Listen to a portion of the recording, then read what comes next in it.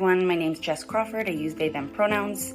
I'm a white settler, uninvited guest on Treaty 1 territory, which is present-day Winnipeg, Manitoba. I have British and German ancestry, and I am a neurodivergent, queer, non-binary, and trans registered nurse. I'm also currently a Master's of Nursing student at the University of Manitoba, and I'm looking at gender-inclusive and affirming practices in undergraduate nursing curriculum across the country. My nursing background consists of working in harm reduction and emergency mental health in large urban areas, and then in remote and rural areas, community health, working primarily with youth and families.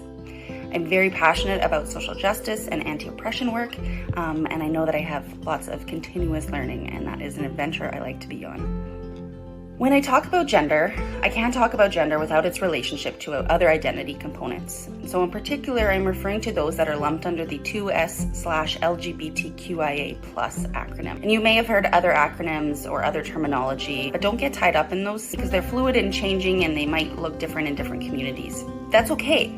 The fluidity and the changiness is okay, much like there's a new iPhone that comes out every year and we adapt to it, or new shorthands like YOLO and LOL, or even language around coronavirus. We pick it up really easily, and it's okay for those things to change over time. So when I talk about gender, I also need to talk about sex and sexuality, as they're encaptured underneath the acronym I mentioned. And so here's my quick version of what each of those things are. So sex is made up of 5 components, and it's not actually unique to male and female. There's intersex folks, and there's about 40 unique different ways to be intersex. There are differences in chromosomes, genitalia, hormones, and other things. Gender, meanwhile, largely refers to gender identity and gender expression. So gender identity is how we think of ourselves, of our gender, be it non-binary, be it a man, a woman, or beyond, or none of the above. And gender expression then is how we express that to the world, how we look and dress and how we present to the world. And this is often played out in healthcare, and this is how we are received by the world. So whether you're non-binary and you're received as a woman, there can be a dissonance there in your gender identity and expression and then how the world sees you. And sexuality then is composed of who we are physically and romantically attracted to. For some people, that means that those two things align, and for others, there may not be that symmetry between romantic and physical attraction. So for instance, somebody may be physically attracted to nobody, to people of no gender. They might be called asexual, but they might be romantically attracted to people of any gender, so they would be pan-romantic, if they wanted to put a label on it. Not everybody does, because those things can fluid and change over time as well. And I really want to note that there are so many other components of identity, and that culture and context are really important to consider here. And so I'm speaking to you from a very specific positionality, and my knowledge as a white person and only one perspective of one queer person. So please be mindful and be critical of my perspectives and reflect on yours as well. So I want you to think if you've ever had a negative experience accessing healthcare, and why was it negative? For some of us, maybe we can recall somebody, not calling our right name, or assuming something about our bodies that's not true, or asking irrelevant questions that maybe seem a bit invasive, or maybe somebody's, refusing to provide a referral that you think is going to solve something in your health.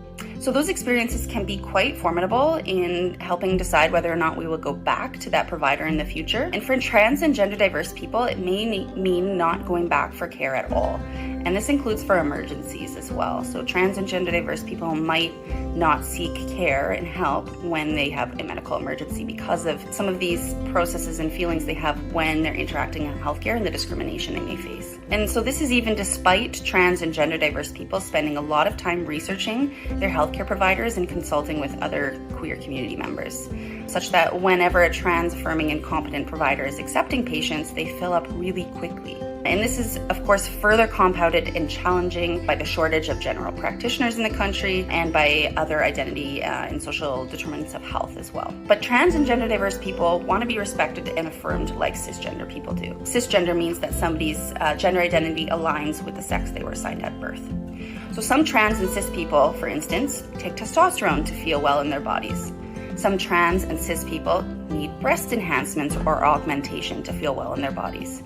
And some might even need something like a hysterectomy. Gender-affirming care is beneficial for people of any gender. And gender-affirming medical care is so important for trans and gender-diverse people. It helps save lives. It helps people move towards gender euphoria in their body and well-being. So there's a couple of misconceptions that I want to talk to you about gender. First is that gender diversity is new or something radical. It's not new. As much as it's cool to create this wonderful galaxy of diverse genders, it's not new. It's been here since time immemorial with Indigenous people using different language across different communities and cultures about gender diversity. Even the Greek and Roman societies had what we would now call trans and gender diverse folks. So the second is that trans and gender diverse people are mentally ill. While there is still a classification of gender dysphoria in the DSM-5, which is used to diagnose mental illnesses, gender diversity in and of itself is not a mental illness, and this is actually gatekeeping the queer community and access to care. In fact, what causes mental illness is actually the stigma, discrimination, oppression that trans and gender diverse people face, and this leads to increased mental illness and other ill health effects. And the medicalization of trans and gender diverse people didn't start until the 1900s, and this was intended to control and gatekeep our bodies. And then lastly, there's a misconception that trans people will regret transitioning. And based on lots of research, it's just not true. Less than 1% of trans and gender diverse people have been found to regret their decision. And think of the number of us who regret a tattoo or a joint replacement surgery like a knee surgery. So there's lots of different misconceptions, and it's important that we recognize, acknowledge, and challenge our ideas and societal norms to make it a more equitable and inclusive world that is welcoming of people of all genders. And I think you'll find that it opens it up for cisgender people. There's so many ways to be, we would call like a woman, like a cis woman. I can't define that for you. That's individual, right? And that's the same across the gender identity galaxy or spectrum. So part of equity for people of all genders is normalizing gender diversity and fluidity. It's things like normalizing names and pronouns and not assuming what body parts people have by doing things like an organ inventory and matching lab work to the hormones that people have.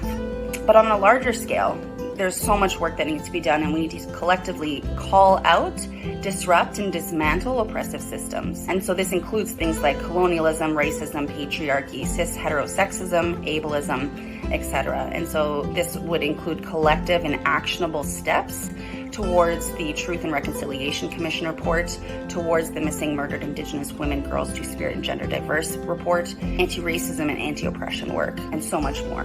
This also means making healthcare universal, truly universal, so including dental and vision care and non-normative or alternative medicine coverage for everybody. This means having a universal basic income, decriminalizing drugs, having housing as a universal basic right, and that would include things like air conditioner, heating, and drinkable water. And I say these things because, for one, trans and gender diverse people are a disempowered group, and when we have people who've been pushed to the fringes, they're more highly impacted by things like mortality and houselessness, substance use.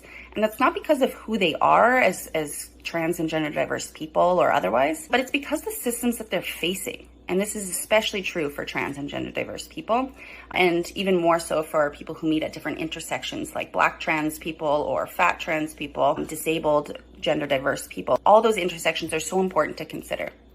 And so I want to leave you with a quote that I've really come to embrace in many aspects of my anti-oppression work. It's from Lilla Watson, a Maori Indigenous Australian artist activist. So if you have come here to help me, you are wasting your time. But if you have come because your liberation is bound up with mine, then let us work together. Thank you.